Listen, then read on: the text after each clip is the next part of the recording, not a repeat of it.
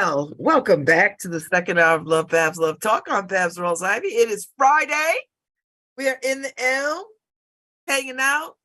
I don't know what the weather situation is like, but it looks pretty bright out there. I mean, it is January. It's like the end of January, and it is ridiculously warm. Mike Moran took a picture. It looks like, I want to say like spring flowers look like they were pushing up, that people would look like it was pushing up through the ground. Flowers. Mother Nature, Mother Nature. Let's not mess with her. Weather. So the flowers are coming up. So I don't know. I think it's crocuses that come before tulips. Crocuses come before tulips. So yeah, they're pushing through because it's warm. So as far as the earth is concerned, in the Northeast, in Connecticut, spring is around the corner. So maybe we dodged winter this year. Maybe. Or maybe winter as we know it is really Virginia. I kind of like living in Connecticut, but feeling like I live in Virginia. Okay, well, maybe Maryland, like somewhere around that area, not far south, because it's cold. It's still cold. But we've not had bitter cold. You know, we've not had 15 and 20, and it's been pretty steady. Lots of rain, but I'm going with that. I am going with that because man, oh man. So anyway, it's I guess I start looking at what I'm gonna grow on the porch this year. I'll just start looking at, what I'm going to do, what I want to put out, because spring is coming. My birthday is coming. We're going to be in Marrakesh for my birthday. I'm so excited about this. The closer I get to it, the more excited I get that I'll be in Marrakesh with friends, and it'll be a good time, and even if it's not a good time, it's a good time. That's all I'm going to say. So I probably should corral some people. We should probably get together and meet up, talk about how we're going to do this. So anyway, Marrakesh, we're coming for you. We're coming. So beyond that, Marrakesh. So 60. I turned 60 this year. I don't know how to tell people how excited I am about this.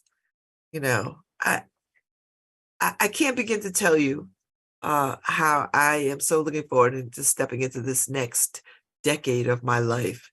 And I'm gonna claim the whole decade, God willing. Because I just didn't think I'd be here. So it's nice to get past your own fear. And that's what I live with, a lot of fear about not living this long. And now I don't have that fear. Now I'm like, all right, it's good. So I'm good. So anyway, so I guess I wanted to talk about, I guess maybe I wanted to talk about the 5 police officers that killed that young man in Memphis. The 5 Black police officers that killed the man in Memphis, and Tyree Nichols. Traffic stop. I just don't understand how basic traffic stops result in a beat down into death. I don't understand that one bit, and I don't want to understand it. But they fired those police officers, 5 of them, and I guess I talk about this with my boss at the end of the city, and we have this long conversation about, these 5 guys were heralded as an amazing group of guys who could fight crime, solve cases. Like they were known for that. And I was saying to my boss, I was like, John, I think, when you get those kinds of accolades that build you up over a period of time, I think you become invincible and that you can do no wrong. And then somewhere common sense leaves and ego takes over. Now, I can't speak to their hearts and minds. I can only speak to what I think I understand about human behavior and people. But he got stopped on January 7th for reckless driving. Like, okay, I get that. I maybe I could get reckless driving. Maybe you pull somebody over, hey, you're driving. But I think what police officers have to understand is that they come with a whole lot of fear attached to them, particularly if you pull people over, because our worst fears start to rise in us. So these officers got second-degree murder charges and kidnapping. Ooh, I mean, it's just, and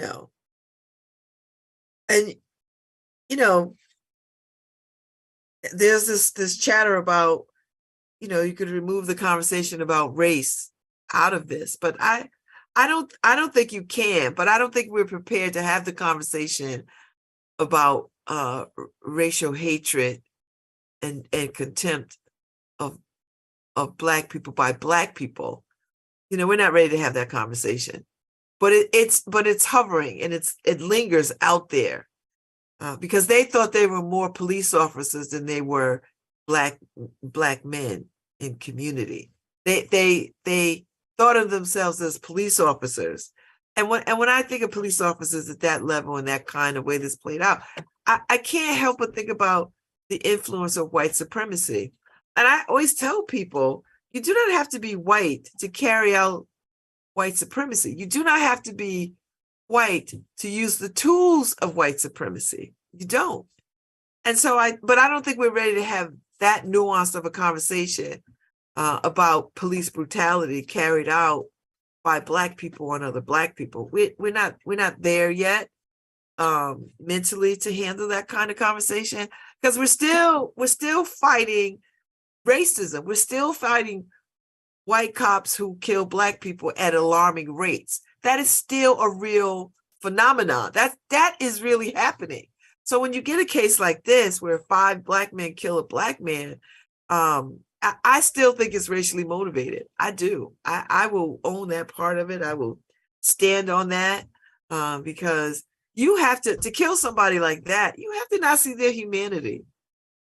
And white supremacy is about not seeing the humanity of Black and brown people or other people other than the people that you believe are white people. So I would say, but I understand. No one wants to make that case that these Black men hated this Black man. Nobody's gonna walk in that truth just yet. We're not there yet.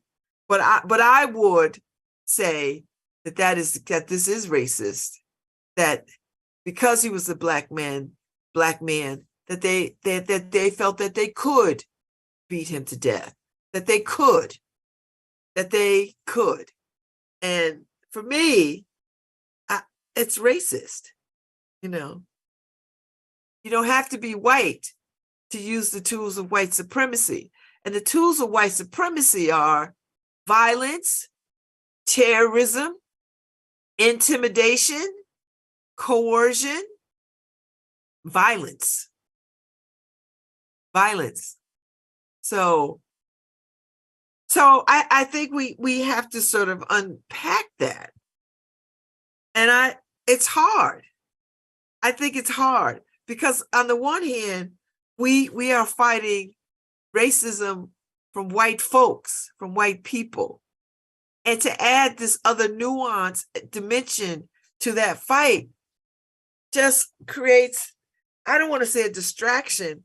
I don't think it creates a distraction. I think it gets more to the truth of things, that over over the period of time that we've been in this country, all over this world, that Black people have been maligned and been shown to be less than human. And that has to cross over to other people of color. That crosses over. They pick up those tools of violence and terrorism and coercion and violence as tools of white supremacy. That is in the fabric, particularly in America, because we don't like to deal with race. And I don't care how many equity and inclusion conversations we have and workshops, which I cannot stand, that we're not going to get to the heart of that. We're not going to excavate that level of hatred. Because if we excavate that level of hatred of Black people, we'd have to look at media, we'd have to look at redlining, we have to look at the educational system, we have to look at the healthcare system, we have to just look at the world and combat all those negative images that were harmful, that were deliberately harmful and ingrained in people's psyche about who Black and brown people are in this world. And to attach a less than definition to us has been detrimental at best.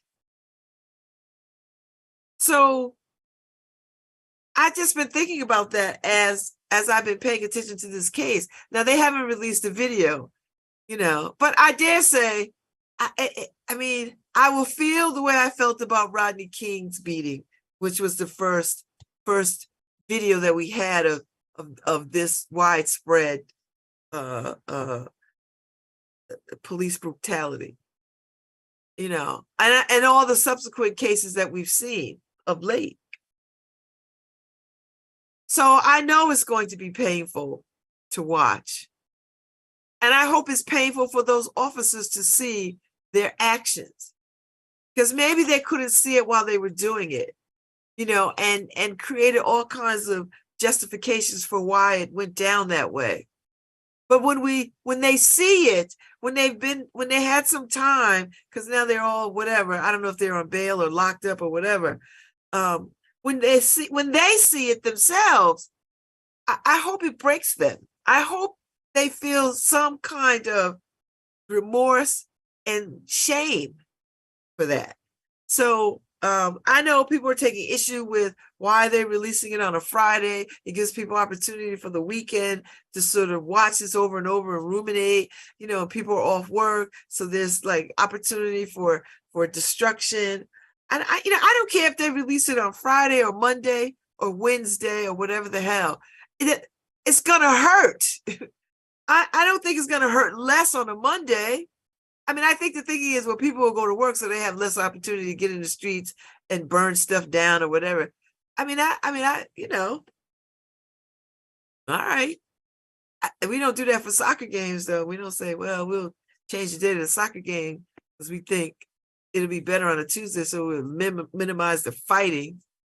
No one says that. It's like, we're going to put it on, we can put it on. So sometime today, the video is going to, and I don't know where I am about watching it.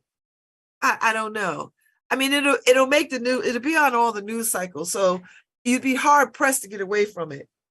Do you know what I mean? So you'd be hard pressed to get away from the images.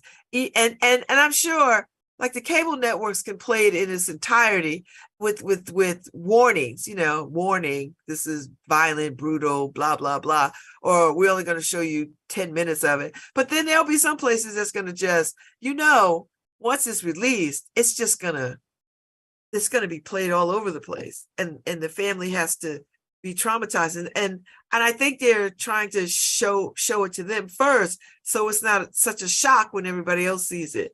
And I wouldn't want to be in that family, but we are in that family, right? Because we're all in the human family. So I should be as affected as his mother. I should feel the same kind of pain as his mother. I should be the same outrage as his mother and his father. I should be pained by that. I don't want to get to the place where I'm desensitized to seeing these beatings. I don't. I want to feel that. I want to look. And and I want to have some judgment about it. I know people are like, oh, judgment is a bad. I don't think judgment in the right moments is a bad thing. I want to judge them. I want to say, damn it. Did you not see the humanity here? You know, like all five of y'all, not one of y'all thought for a moment, pull up, let's stop this, let's not do this. This is our people. And I don't even want to put the this is my people card in the mix, because it shouldn't matter if that's your people or not. It should matter that this is a human being and this is a damn traffic stop. He didn't rob a bank. He didn't kill and rape nobody. You know, he wasn't none of that. And yet,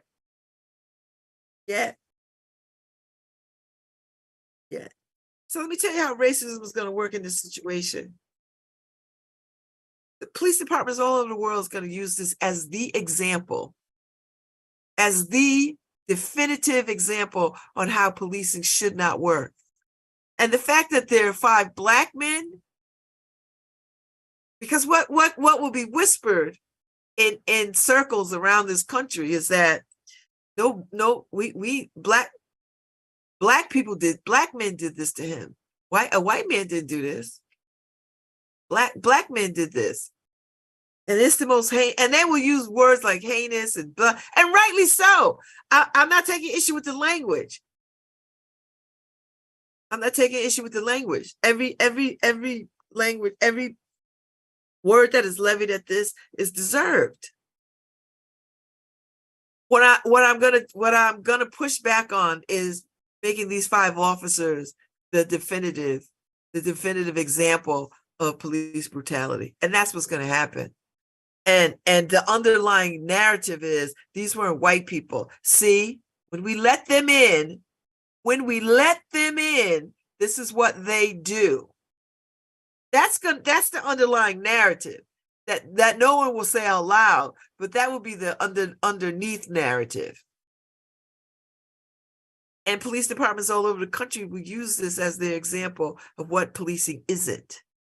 Now, mind you, the 300 million gazillion other cases where it is all white people doing this will pale in comparison to this. Because then the other part of this that people will whisper and talk about, but damn, they beat a Black man like that.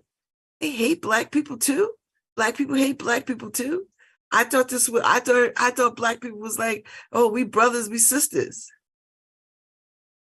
That's the other part of that. And then a lot of people will spend their time, explaining that we're not monolithic and that all the things. And all I will say, I'm not explaining a damn thing. I know that the tools of white supremacy are not only used by white people. They're just not. This is a good example of that. That the tools of white supremacy are used by people who are not white. So, so it's going to be a painful weekend for this family and that community, but it should be a painful weekend for us all as we think about this, as we look at this, because I don't know what time they're planning on releasing the videos to the public, but they are going to do it. I think the family has got to see it first, and I just find that painful, and as a mother of children, I don't know what I would want to see or not see. I don't know if I could see somebody kill my kid. I don't know, because you can't, because you see it, you can't unsee it. You can't unsee it. You can't unsee it. And so I don't know how do you watch? I would hope that somebody says to the mother, don't watch this. Let other family members take this burden, and you don't watch this. Because I think that's too much. It's too much. It's just too much. And I hope that she recuses herself from watching it, says, you know what, I can't. But I get it. She's a mother. That's her child. She's going to see this through to the end. And, Black women, she's just going to see it through to the end, even if it kills her, So, simple traffic stop. And I don't understand that. And they all were fired. To Darius Bean, Demetrius Haley, Emmett Martin III, Desmond Mills Jr., and Justin Smith. They were fired. They violated the department policy on the use of force. I mean, it's a lot, And they're gonna have to lawyer up. So I guess they pepper sprayed him first. And then there was another altercation at a nearby location. So I don't know if they pepper sprayed him and he ran or he drove. I don't know. And then they called the ambulance. They didn't have a choice at that point. So they were Martin, Smith, and Bean were charged with second-degree murder, 3 counts of official misconduct, 2 counts of aggravated kidnapping, and 1 count of acting in concert to commit aggravated assault. Mills and Haley were charged with second-degree murder, 2 counts of official misconduct, 2 counts of aggravated kidnapping, 1 count of official oppression, and 1 count of acting in concert to commit aggravated assault. 2 of the officers, Mills and Smith, posted $250,000 bond and were released late Thursday. Haley, Martin, and Bean had remained in custody Thursday night. But as early as Friday morning, only Haley remained behind bars. So the attorney for Mills and Martin said their clients planned to plead not guilty. It was unclear whether the officers retained legal representation. They know, like I know, they would lawyer up. So the preliminary findings in the autopsy said, conducted by the forensic pathologist for the family, show he was severely beaten before he died. And the family's attorney have said that the Shelby County Medical Examiner's Office hasn't released an official cause of death. So it's being investigated by the Tennessee Bureau of Investigations and the U.S. Justice Department, which launched a civil rights inquiry into the traffic stop. Man, it's just outrageous. Outrageous. And I think these officers, when they see themselves earlier today, the grand jury when they see themselves, I hope it moves them. I mean, they're gonna all plead not guilty, but I hope it moves them into a place of the walk of redemption. I'm hoping. That's what I'm hoping. That's what I'm hoping. So yeah, it is these kinds of things that it just makes you go, wow. I haven't even gotten to the shootings today. I guess they caught the guy that shot up the folks at the year of the Rabbit Festival, the Chinese New Year, and I guess they caught up with him. I think about 8 people or something. It's exhausting, and I can see how people can get caught up in this moment and say, This is depressing because this would feed this feeds depression. I think this feeds people's already fragile states. This feeds people's fragile states.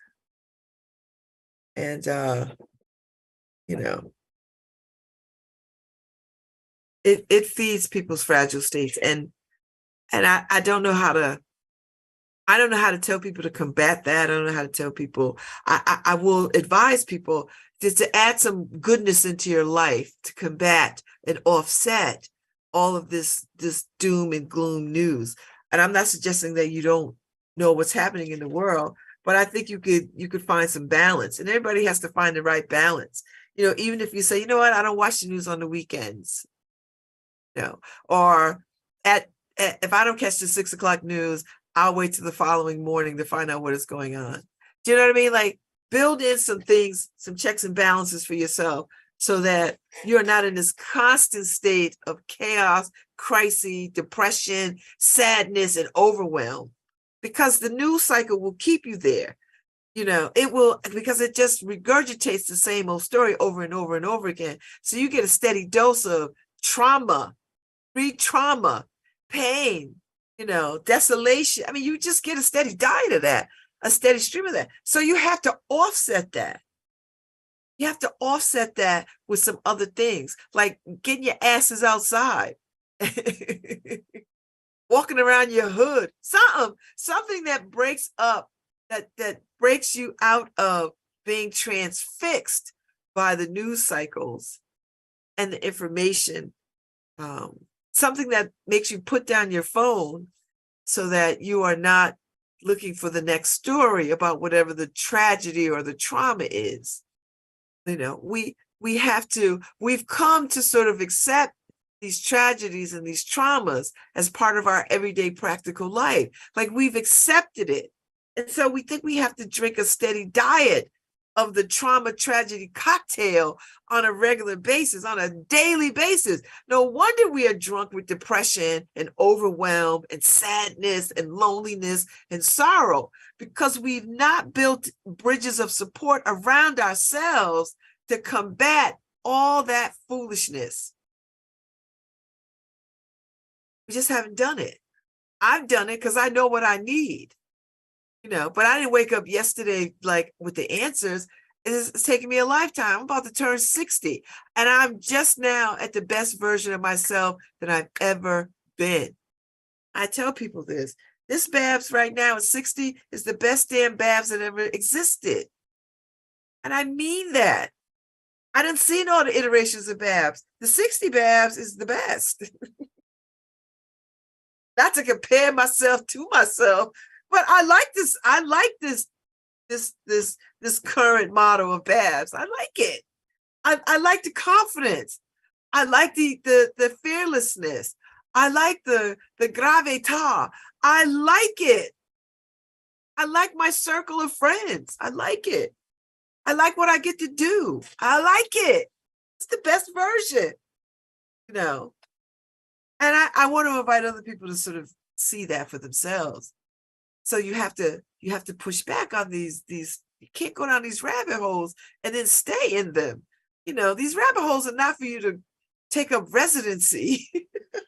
A rabbit hole is like, oh, I stumbled into this, and then give yourself a little bit of that, and then get the hell up out of it. Get out of it. People, my people. I want us all to get free. And free ain't no place. Free is inside. Free is inside. I need people to get free on the inside. Because if you could get free on the inside, you could be free in the world. You could be that, take a page from Mandela. When he walked out of prison, he knew he had to leave all that anger, hurt, and pain right there in that prison. Otherwise, he wouldn't have been able to accomplish all that he accomplished when he got out. And we all have to do that. We all have to leave the prisons of our making behind so that we could go live free. Live free is not just a statement. It is actionable. It is actionable to live free. It is actionable to step out of fear. It is actionable to step out of chaos. It is actionable, to step out of crises. I'm living proof. I used to stay in crises and lack. I did. I used to stay worried about money and worried about this and that and the other thing. I can't tell you the last time I worried about a damn thing.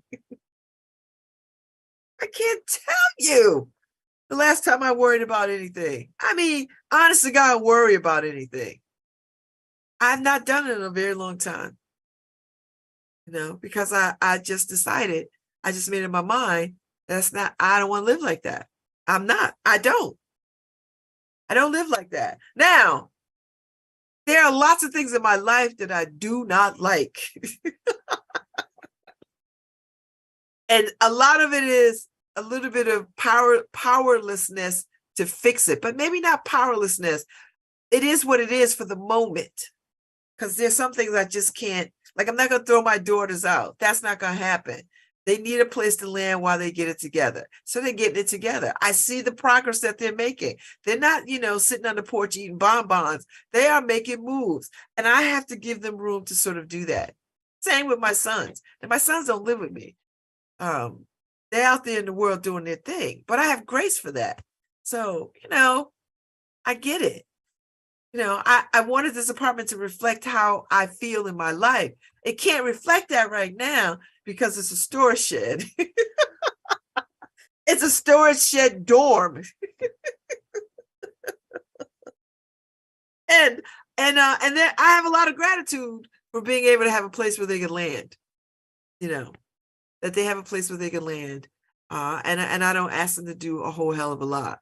And it's hard for me to move around because I have a lot of stuff, and then they have their stuff. So with my stuff and their stuff makes for a lot of stuff. And I feel like this is my space. I'm not giving up my stuff. Y'all got to get your stuff up out of here. And they will as they build their resources up so they can, go do what they do. And I'm here for it. I'm grateful that I can provide them with a space so that they could, so that's one less thing that they got to worry about on their road to becoming. And because they're on their road to becoming, and I want to support that as best I can. I don't want to guide it. I don't want to direct it. I don't want to manage it. I don't want to have no say in it. But what I can provide is a place for them to be while they work and save and do all the things. And, that's it. That's the story. That's my tome on motherhood today. It's Friday. I hope y'all get out and do some cool stuff. Absolutely do some cool stuff. I'll be back on Monday. I think I got some guests next week. Look out, tune in. Thank you, Harry, for a good week. I'll be back on Monday. Thank you, Paul, for a good week and some good word on the street. And y'all have a good weekend.